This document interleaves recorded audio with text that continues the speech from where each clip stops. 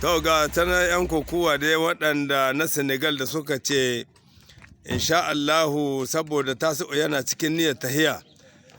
suka ce ga kwace Hamidu nan ya hito ta ga wanga miki suna Salu Jun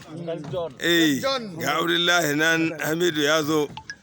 wanga shi ko bada ina Dauda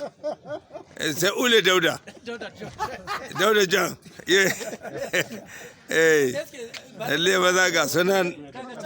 gani alheri Allah shi kare ku ka ga raƙumi gaban ka da ƙarfi gaskiya haka ne to gaskiya na maza daɗa sai a yi mana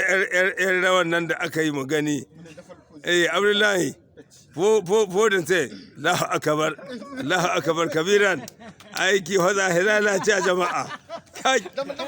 gaskiya yawwa kebab yanzu an kai abin gado ya yi kyau ya yi kyau da sarki Allah shi kiyaye